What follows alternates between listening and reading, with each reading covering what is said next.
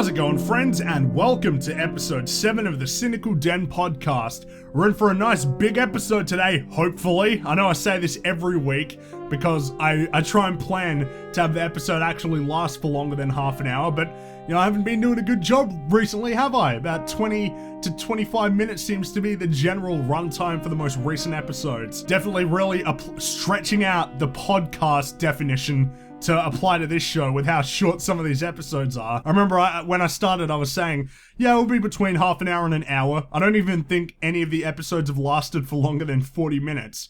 We're gonna change this today. I would really like for that to be the case, but my throat says, oh, just kill me now. Just end me now. Because, talking for 40 minutes consistently on your own, not only is it probably a sign of one's deteriorating mental health, but it's also really painful to do that. I mean, I could be wrong. I haven't spent that long talking in any of these podcast episodes, but you can tell right now I'm trying to buff this out as much as possible with some of the stuff that I'm waffling on about right now. Trust me, I'm not planning to waste your time with this episode, despite how awful this intro has been thus far. Off to a great start this week, aren't we? I know I'm going to be a bit late to the party on this topic since it's been about a week, but let's talk about the Nintendo Switch. The presentation was on last week, but I didn't talk about it in last week's episode just because of it was way too close to the deadline for this podcast. So we're gonna spend probably a good chunk of this episode just talking about everything that we know and allowing me to vent my thoughts and especially my frustrations regarding this console. Nintendo's been in a bit of a rough spot lately when it comes to their home consoles. The Wii U has not done well at all, despite having some really good games on the system, and they kind of have a lot riding on the Switch in terms of winning back the console gaming audience. Because as of right now, Nintendo has been fairly irrelevant in terms of the console gaming market for a few years now. They gained a little bit more attention when major releases were coming out on the Wii U, like Smash Bros. And Mario Kart, but even those games, despite their virtues, didn't really grab as much attention as they needed to.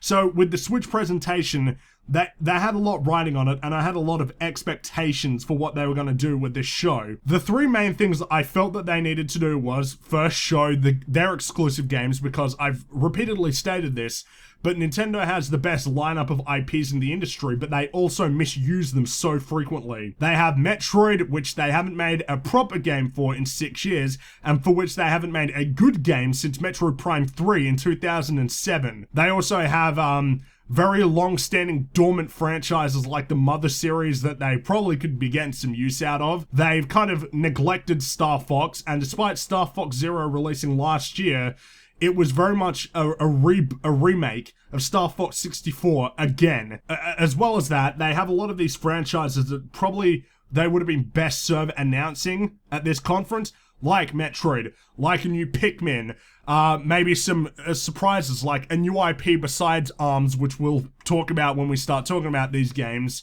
Like a big hitter IP in terms of maybe single player or not necessarily multiplayer, because their last two new IPs, Splatoon and now ARMS, have a multiplayer focus.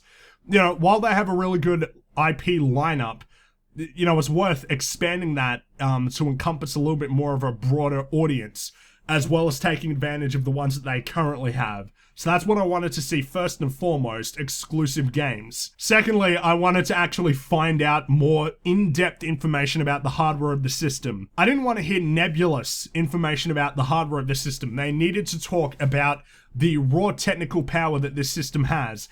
And I'm not talking about, it's more powerful than the Wii U, which it really should be. And I know that it's being a bit harsh considering how impressive it is as a tablet device effectively, but we needed to hear the raw specs, and a lot of that information is unclear and came out after the presentation. Third, and perhaps most importantly for the actual success of the console, was third-party support. Nintendo has been lacking third-party support since the N64, and they haven't recovered properly since, but it's been at its worst recently with the Wii U. Virtually no third-party games outside of Just Dance, completely fallen to the wayside when compared to the PS4 and Xbox One and PC, and it's been hurting them because, as it stands, with a lot of recent Nintendo systems, they've only been good as secondary systems. They have never for probably since the GameCube has there been a Nintendo system that could be seen as a primary system. And even you know, with the GameCube, the PS2 was probably the primary system of that generation.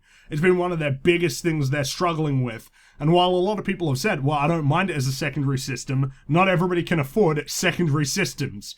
Primary is the way to go, because you got to get a primary before you get a secondary. You see what I'm getting at? Did they achieve any of these three things that they needed to do? I'm not too sure about that. Let's talk about the exclusive games first. Nintendo, like I said, have one of the best lineups of exclusive games in the industry, and I am very much a fan of many of their IPs. However, I feel like in terms of the games that they announced, they potentially didn't show enough exclusive games for 2017. The Legend of Zelda Breath of the Wild looks fantastic as always, but again, we knew that game was coming out, and we all expected that to be a launch title. So while that was probably one of the best video game trailers I've seen in a while, and that game does look excellent, that was a game that we all expected to see at this presentation. It wasn't necessarily a shock, nor was it a shock to see it coming out on the same day as the Switch launched, because if it didn't, man, their lineup at launch would have been dreadful, and right now it isn't all that great. However, the big thing that a lot of people seem to be forgetting is that you can buy Zelda on the Wii U. I have a Wii U, so why do I need to buy the Switch version of The Legend of Zelda? Is it much better in terms of visual fidelity? I mean, it is a very nice looking game, but I don't know if there's going to be that much of a difference. As for performance, we don't really know, but I could just wait for some reviews. And even if it was only on the Switch, which probably would have made it far more of a system seller for people like me who own a Wii U, even then, that's not necessarily good enough for launch, because if you don't like Zelda, there's not a lot that the Switch offers at launch. However, I think I probably will be buying a Switch at the end of the year, most definitely, so that I can play Super Mario Odyssey. That, for me, was the standout of the show. I love 3D Mario games. I mean, I'm a big platformer guy, especially of 3D platformers. When it comes to 3D platforming games, Mario is top dog. However, they haven't really innovated in terms of 3D Mario games since Super Mario Galaxy well back in 2007. Super Mario Galaxy 2 was very much just an expansion of the original Super Mario Galaxy. And while Super Mario 3D World maybe underappreciated for the amount of effort that definitely went into making that game as fun as it was very much a refinement of old. And it also took out a lot of really important movement mechanics. No more double jump. The long jump was pretty much gone. There were a lot of moves that were removed from it. It was a very kind of, in terms of the platforming, it was a bit bare bones despite many of its virtues. Super Mario Odyssey seems like it's actually going to innovate. I mean, I've watched that trailer many times and have been paying attention to little details. I haven't necessarily been able to glean too much outside of what was obvious in that trailer, but it seems like it might potentially be an open maps for each of the areas that you explore. And I'm including New Donk City in that too, because I saw some checkpoint flags in that level. And one of the things that really got me excited was just seeing how many moves that they seem to be bringing back. Triple jumps back, you can jump off cars, you can swing off of things, like street lights. And I also noticed that you can mantle now as well. There was a roll, and the dive is back too. And the long jump hasn't been neutered, and the side jump seems to be back as well. It looks like it's got the most moves that we've seen since Sunshine, which had a very large move set. And I'm really happy that there's a big expanded move set. And also, looking at the levels, it looks like there's these really big exploration-based levels. If it's not open world levels, which I imagine it probably isn't. It's probably just these big, large levels that you can explore, like Super Mario 64, but hopefully a lot bigger. It looks like there's a lot of room to explore, and that's what I really want to see in a 3D Mario game. I also like how Bowser is pretty much a pimp now. I mean, he's wearing like a white suit and a white top hat and a cape, like a robe. He's basically a pimp now, which is is hilarious. I love that. So yes, I probably will be getting a Switch at the end of the year to play Super Mario Odyssey. Hopefully by then there'll be a bundle, or they will have bumped up the storage that the system currently has, which is an anemic 32 gigabytes, which is definitely not okay for what Nintendo is claiming to be a home console. Splatoon 2 was also announced, though when it was first announced, I wasn't sure if it was going to be a port or if it was a new game, though I kind of clued on when we started to see the jewelies that they've added, and the fact that you can do a dodge now. And also in that trailer, there were a lot of new things that I noticed as well. I really enjoyed the first Splatoon. I thought it was a really fun game, but at the same time, it had some lacking features in terms of, I mean, it definitely was a new IP for Nintendo, which you don't see very often, and it was a new venture for them. You could tell in the lacking options that game had in terms of its online functionality. But I thought it was a great foundation to be expanded on, and I'm hoping that Splatoon 2 will be that, that natural step for the series that really adds all these new features, adds tons of maps, and new weapons, and a few new game modes, hopefully. And the thing about Splatoon that I really like is that it's what you would expect for a Nintendo shooter. It's not a dude bro shooter, it's not about the military. It's a fun shooter about people shooting ink at each other. And that sounds unintentionally gross, but in terms of this game, I just like the fundamental way that it plays in terms of instead of the main objective being to shoot other players, you're trying to get as much turf as possible. I mean, it is a deceptively simple, but actually really complex game that I thoroughly enjoyed playing on the Wii U, and I might end up getting that game, I might end up getting the Switch earlier if Splatoon 2 ends up being really good, but, time will tell. I mean, obviously I will be picking it up when I get the Switch, but I'm just not sure if that's a system seller for me. Then there was ARMS. At first, I was actually shocked that, this was a thing that they were working on. I mean, I was watching it with Blackbon and Rags, and I think Blackbon was saying that it was basically like Wii Boxing, and I can't necessarily fault him for originally thinking that, because they didn't really show it off in that trailer as well as they could have. But if you watch the Treehouse event, it actually looked a lot better than I initially thought. It seems like there's they showed about 5 characters, and each of the characters could have 3 different types of fists per arm that you could configure and basically make a whole bunch of different combinations. And there seem to be different arenas too, which means that there might actually be a lot more strategy to it than I initially thought. It might be another Splatoon moment where at first we were like, what the fuck is this? But then it actually turns out to be a really fun game. Time will tell. I'm keeping my eye on that game. I haven't dismissed it. Then we can start talking about I suppose the less sure announcements for 2017. We did see Xenoblade 2, which looks cool. I mean, I'm not as big of a fan as the art style as it seems to look on the Wii, though I haven't played the first Xenoblade Chronicles game, but that game looks cool. I don't think it will release in 17, even though they tentatively marked it for then. But that does look cool, though we didn't really see a whole lot of it. There are a few Fire Emblem games coming to the Nintendo Switch. There's Fire Emblem Warriors, which is basically which is the Dynasty Warriors but with Fire Emblem. That's coming out at the end of 2017, and I'm not as interested in that, but what we do know is that there's going to be a proper Fire Emblem in 2018, which I think will probably be kind of a bit of a system seller. I mean, I think there is a lot of appeal to Fire Emblem that was demonstrated by the strong sales of Awakening. There are also a lot of things that would appeal to the Japanese market, like the Dragon Quest games that are going to be coming out on it, though I don't know how they stack up compared to the PS4 version, but the fact that it's portable will probably give it a bit of a leg up. There was also a Square Enix RPG that was had this sort of pixel and 2D art style that looked really cool. I can't exactly remember the name because it was such a cryptic name, but I'm keeping my eye on that. We also got the announcement for a new Shin Megami Tensei game as well, which I'm not a Shin Megami Tensei fan, but I'm sure that's probably going to be a good thing for fans of that series. There are also other exclusive games coming to the Switch that we do know of, but in terms of the main ones, that's about the gist of it. That on its own isn't necessarily bad for exclusive games when you compare it to what the PS4 and Xbox One had. I mean, the Xbox One in 2014 was not a very good year at all. They had in terms of actual exclusive games, I think it was Sunset Overdrive, and that was pretty much it. Everything else came out on PC or eventually did come out on PC. And the PS4 didn't do much better either. Its launch lineup wasn't all that great. They had Killzone, Shadowfall, and Knack and Resogun for exclusive games, and that was it. I mean, the Switch has Zelda, it also has Bomberman, and I think it's also got that Skylanders stuff.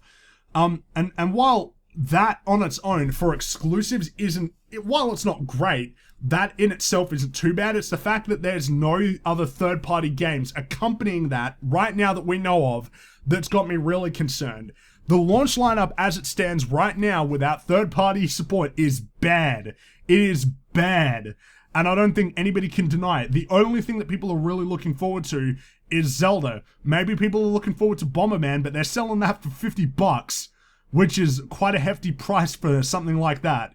Despite the fact that I'm sure a lot of people would be keen for a new Bomberman game. And then after that, you gotta pretty much wait until April to get ARMS, which is the next major, and it seems like that is gonna be a major Nintendo release, at least by the standards of the Switch, along with Mario Kart 8 Deluxe, which certainly will be cool for people who didn't buy Mario Kart 8, but a lot of the Nintendo fans who are buying the Switch bought Mario Kart 8, and I bought all the DLC, so there's not a lot of incentive for me to buy that. Then there's another drought until Splatoon 2 comes out. Then it's basically a wait until, the holiday season for Mario and Fire Emblem Warriors.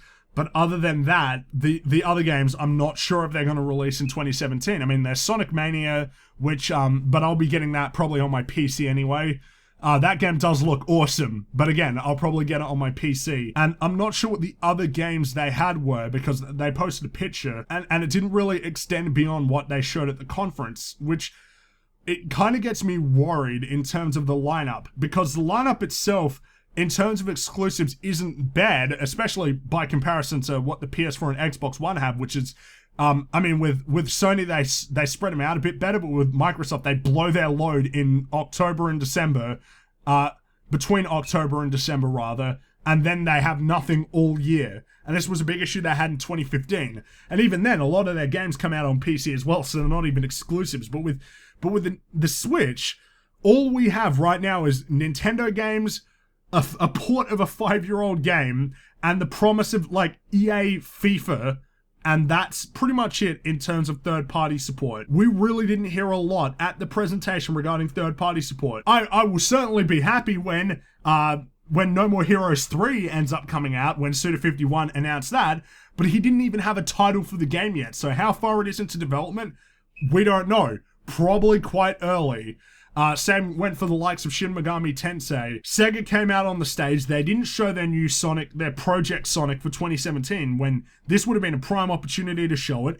EA came out with FIFA, and that's it. And now they have said that they're pretty much waiting and seeing if games will catch on with the Switch. They're not developing anything like a Battlefield 1 port, or anything like that, until they see if the Switch is successful, which is not good. They got Mass Effect Andromeda coming out in the same month as the Switch, and it's not coming out. You know, if you had that at launch, that would have done a really good deal for instilling confidence. But, you know, even when a Titanfall 2 dev laughs at the idea of Titanfall 2 coming to the Switch, oh boy, that does not instill confidence. And sure, yeah, Skyrim on the Switch, that's just swell. I mean, it's 5 years old. Almost everybody owns a copy of it on PC or on the consoles. It's already been re-released again on the PS4 and Xbox One. It's not that big of a deal. If instead, Todd Howard said, hey, Prey is going to come out launch day with the PS4 and Xbox One version on the Switch, that would have done a lot to say, man, Bethesda are committed. Or if they port it over Dishonored 2, you know, port anything over that released in the last 5 to 6 months. But we have not seen anything. They posted a big picture saying, you know, we've got 80 games, third-party games in development, but they're not showing us that. And the thing is, it may be great if you got 80 from Japanese third parties, but you need the Western third parties. You need Activision, EA, Ubisoft. You need these kind of companies on board. And yeah, great. EA FIFA's coming to the Switch. I don't give a fuck. I want to see actual games that, like, you know, hardcore gamers are actually interested in. This is one of the biggest issues Nintendo has had, and it's always been the fact that they don't have third-party support. They need third-party support so that people aren't basically holding onto their dicks, waiting for 4 or 5 months between these droughts of Nintendo games to get another Nintendo exclusive. Legend of Zelda is a big game, but I don't know if it's going to last people until you know, the middle of the year when Splatoon 2 comes out. And it may be great if you can play a game for that long, but I can't. I can't play a game for 3 months. You know, I want to see new games coming out consistently. The Wii U had tons of droughts, and it was one of the biggest issues with that system.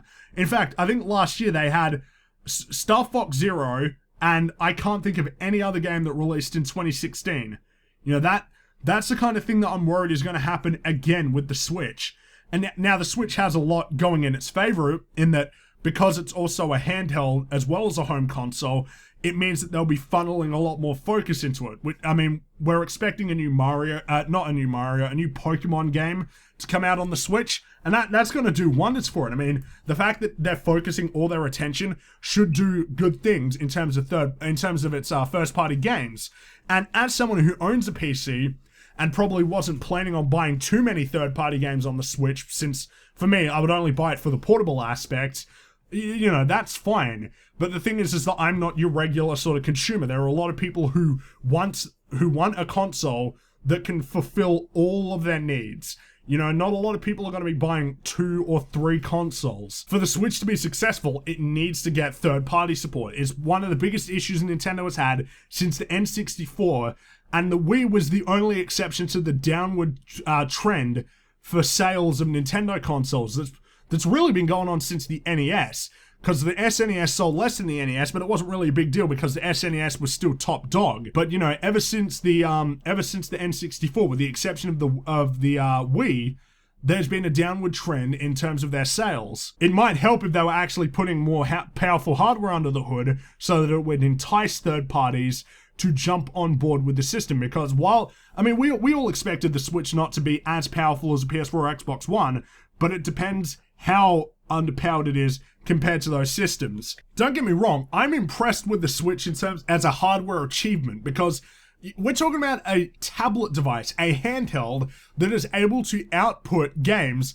that are console quality in terms of visuals, and with Super Mario Odyssey at 1080p 60 FPS on a handheld, I mean, I imagine it's 720p on the handheld device, but even then, that is remarkably impressive. I mean, it really is, in that sense, a technological achievement, but at the same time, this isn't a handheld. This is supposed to be their home console, which is where the issues start to arise in terms of the hardware of this device. It's not going to be as powerful as a PS4 or Xbox One, and those consoles released in 2013. Now, that in itself is, you know, that's alright, but Nintendo needs to be a lot more transparent about the actual hardware of this system so that people know what they're getting. As of right now, maybe I just haven't found the information, but we don't know the CPU, the GPU, outside of the fact that it's powered by an NVIDIA mobile processor, and we don't know the RAM. They need to be more clear about what the dock does as well. Does the dock actually improve performance? Because it seems like games are running at higher resolutions when docked.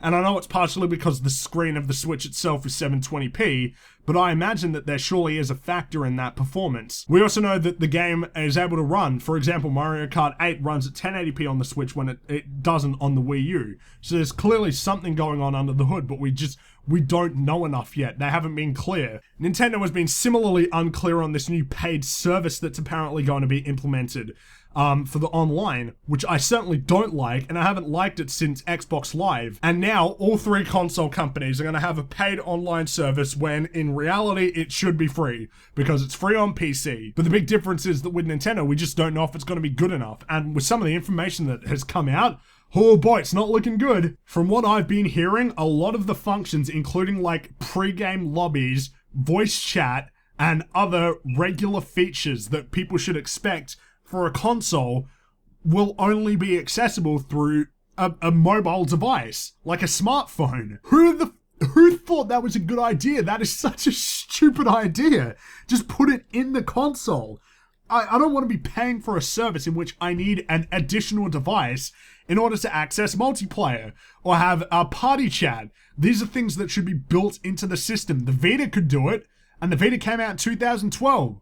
Why is the Vita in 2012 on less powerful hardware providing these kind of services, yet the Switch, Nintendo's home console, as they like to put it, can't do that? I don't get it. As you can tell, I'm just a little bit skeptical of the Switch right now. There were games on it that I liked, as I've explained in this episode, but there are just so many concerns that irk me, so many things that we just don't know enough about, and I'm not sold on it yet. I'm sure I will eventually pick it up because I like Nintendo games. I might even end up picking it up in July just so I can play Splatoon 2 and then get it for Mario later on. I can't say for sure yet, but will I be getting it at launch? Probably not. And I don't think I'm the only person who is of that mind. They just have not sold me on it yet. They didn't do enough. We all want it to succeed, or at least I hope a lot of us want Nintendo to succeed. I mean, we're talking about a company that's made some of the best games of all time, and have been so impactful on the industry. We want them to succeed with the Switch. But when they make some of these just really idiotic choices, it's hard for them to sell me on the system right now, as far as I'm concerned. So there you go. 30 minutes of me talking about the Switch. Now, you can stop asking me, what are your thoughts on the Switch? There it is. That's pretty much everything I think right now. Now, leave me alone. Oh wait, we still got like another topic to talk about for this podcast. Hooray! Let's transition to talking about movies, which I don't think we've talked about for a few podcast episodes. Despite most good films having stories with a conclusive ending, it seems like Hollywood is obsessed with changing it to the end. ? Hollywood is obsessed with making sequels, and look, I understand why. Sequels are a much safer bet than a brand new property, just ignoring the fact that you had to make the original property for a sequel to begin in the first place. But yeah, I can understand why they would want to make sequels. But at the same time, it seems weird that that a lot of film companies are obsessed with making sequels, considering how much stigma there is surrounding sequels, especially to critically acclaimed movies. And in terms of those films, it's largely justified. There are exceptions to the rule, of course, and there are sometimes sequels that are as good and potentially even better than the original, as we've seen with Aliens, Terminator 2, The Godfather Part 2. But unlike video games, where a sequel often makes improvements on the gameplay mechanics, which is why it becomes the best in the series before the premise kind of gets run out with the third game, that's not always the case as well, as we've seen with like Halo 3. But when it comes to films, they don't have this kind of track record. A lot of sequels just aren't as good as the original films. Generally, sequels are worse than the original, but the thing about sequels that a lot of people seem to forget when talking about them is that they run the risk of, like, legitimately pissing off the fans of the original property. Reboots are everywhere, and I certainly don't like reboots, but when it comes to reboots, I'm a little bit less hostile towards reboots as I am with sequels. I mean, of course, it depends on whether or not the reboot is truly abysmal, which a lot of them tend to be, and just can't rival the original property that they're trying to recreate. But at least with a reboot, it can be treated as a separate entity. I didn't like Total Recall 2012, but it doesn't affect my ability to enjoy the badassery that is the original Total Recall. Why? Because they're separate universes. Total Recall from 1990 with Arnold Schwarzenegger is different from Total Recall in 2012. They are totally separate, and if you want to just ignore the reboot and look at the original film as canon, you can feel free to do that. Nobody can tell you that you're wrong on that, as opposed to the canon for universes with lots of sequels and expanded stories. A bad sequel can ruin prior stories. It definitely can. Mass Effect 3 is a prime example of how something really bad in a sequel to the original stories can ruin the previous stories. The reason why, I think a lot of people can't necessarily articulate very clearly, but from my point of view, the reason why is because when you rewatch the old films or go back through the old books or the old stories, in the back of your mind, you know that some things you don't like are going to happen to the characters and that it's canon in the same universe. There are two prime examples that I want to talk about. First, we'll talk about Star Wars. See, the thing about the prequels is I don't feel like they necessarily ruin anything in the original trilogy. It's partially because I do like the prequels when taken together, but the thing about a prequel is you're telling a story that is going to get to an ending point that you already know. The thing about a prequel is it's about how it gets to that point as opposed to the ending itself. You know, nobody's watching episode 3 and thinking, man, is Darth Vader gonna show up? Yeah, everybody knew that was gonna happen. Oh man, is the Republic gonna crumble? Everybody knew that was going to happen. However, it's not the same with the sequels in the case of The Force Awakens, which kind of negates a lot of what was achieved in the original trilogy. My old spoiler warning, you know, skip ahead about 40 or 50 seconds, I guess. In The Force Awakens, the First Order arises from the remnants of the Empire and ends up having far more destructive super weapon in the process. Han and Leia's son becomes a genocidal murderer. Luke goes into hiding because he's so ashamed, and Han gets killed. Now, when you watch A New Hope, all the thoughts in the back of your mind about The Force Awakens will be there when you're watching that movie. You'll be watching it thinking, man, it's a real shame that Han dies in about 30 years. Halo is probably the best example of this though. Halo 3 had a great ending. It was probably the best ending they could have done for the original Halo trilogy. You know, they saved the galaxy, they put a stop to the Flood, and the Covenant is in shambles. Master Chief is going for a little sleep in cryo, and you know, that a job well done, but that's the end of his story. And from now on, you can do stories with new characters or whatever, as long as you kind of leave him out of it. But that's not what they did, because Master Chief is really profitable and makes a lot of money. So we got Halo 4 and Halo 5, which continue the story, but, and while Halo 4 in itself, while unnecessary, was at least it had a good story, but Halo 5 done goofed and kind of ruined a lot of things. It kind of ruined Cortana pretty badly, as well as negating the significance of Halo 4's ending. And again, when I'm playing Halo 3 now and get to the end where he says, it's finished, it's like, nah, actually it's not finished. In fact, things are going to get much worse for you. And not only are things going to get much worse for you, but they're going to get a lot worse for humanity too. You know, you can't play the original Halo trilogy without thinking about what happens in Halo 5. They just done goofed. And that's an instance where the sequel was wholly unnecessary. So even if the story was good, which it isn't in Halo 5's case, but even if it was good, it's still gonna run the risk, it's gonna be totally unnecessary and run the risk of pissing off fans. Because when you follow up something that's good, you have the potential to fuck it up. Whereas if you leave something good well enough alone, even if you make something better, that's great and all, but if you don't do anything, you can't ruin the original story.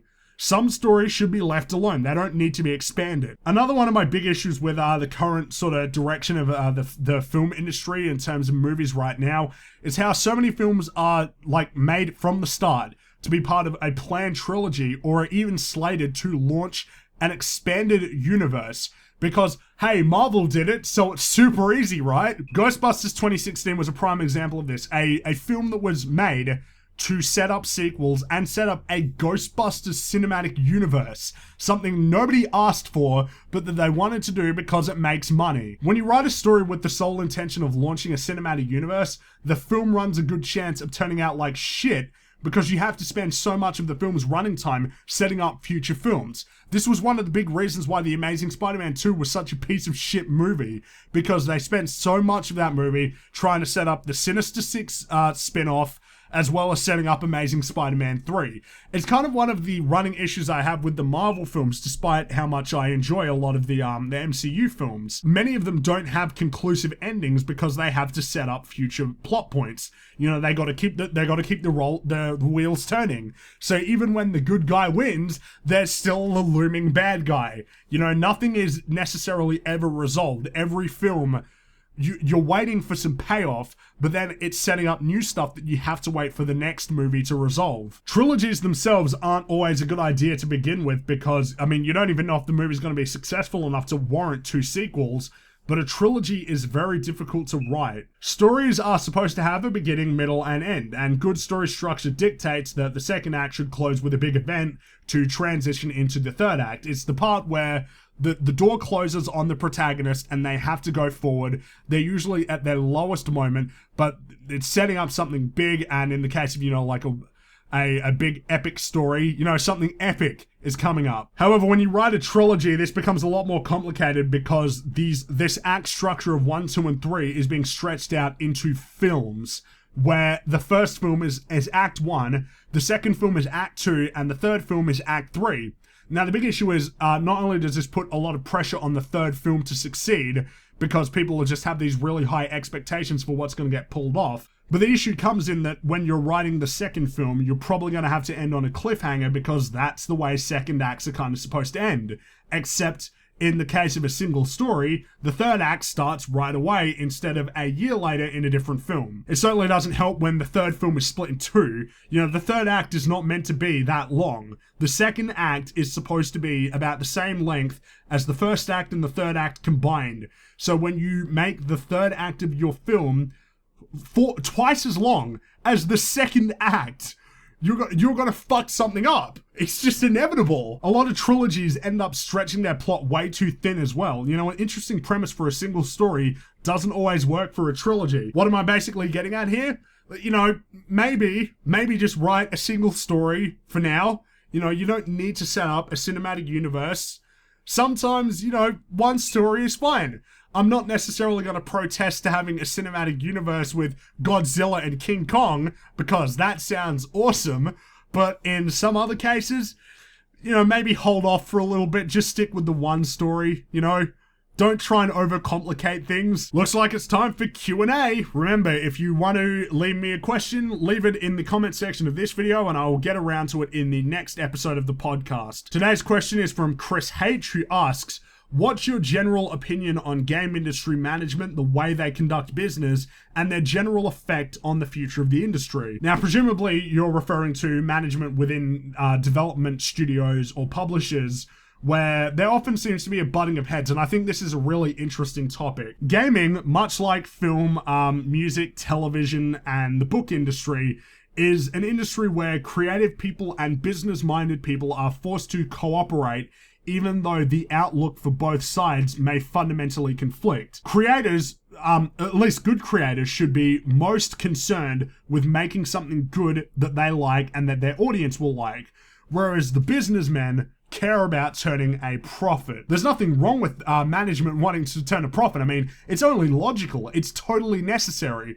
Regardless of the artistic side of game development, all games are products and people need to get paid. There's a big stigma about, oh man, publishers just want to make money. But yeah, of course they do. They're a business with people who are employed under them and shareholders that they need to satisfy. They need to make money. However, I think it's necessary for business people to understand that the mind of a creative person is very complicated. And they need to also realize that more often than not, the creator knows what's best for their creation, and the fans will usually appreciate it. This definitely isn't universal. I mean, Peter Molyneux is a good example of a creative person who has way too much power and ends up fucking everything up. But usually you don't see that instance. It's usually the other way around. Many gamers will side with the developer because usually we hear about instances where the developer was forced to implement something that they didn't want to do. DLC, season passes, and certain game modes are prime examples of this. We don't see a lot of instances where the creative nonsense end up derailing a project in terms of major titles because it's very rare that the developer has the final say. Even when the developer is allowed to do what they want, it's usually at the behest of the publisher. The publisher allowed them to do it. I suppose this is why we see a lot of Kickstarters where they get way too far ahead of themselves and end up spending too much time working on something or pumping too much money into a lost cause, and then the game ends up never coming out because they don't have a business-minded person keeping their feet on the ground. Again, this is a situation where I think people need to realize that if you want a game to come out, you need a creative person and a business-minded person. Maybe they're the same person, but you need someone to ground the project so that they know what they're doing. things keep on top of each other, nothing goes over budget, they meet deadlines, and the product eventually comes out. Now, this guy who asked this question brought up a particularly interesting instance where management sort of became a bit of a problem, and that was in the case of Team Bondi with LA Noire, which is actually an Australian studio. In this instance, a lot of the developers at the studio, I believe, were forced to work unpaid overtime. Some people weren't credited on the game, and they went way over budget because they needed to get the game out, and that's why they stopped paying people. You know, this is all too common in the gaming industry, where a lot of the developers are mistreated and are forced to do so much work that they really shouldn't be forced to do, all because of mismanagement. Unfortunately, it's often the management that get out of it fine, and the people on the bottom who end up with no job and have to go find work somewhere else. It's all too common in the gaming industry and in a lot of creative industries, unfortunately. Basically, what I'm trying to get across is that I think there's a bit of a stigma against just basic common sense, in the sense that, you know, you need management keeping on top of projects to make sure the game gets out.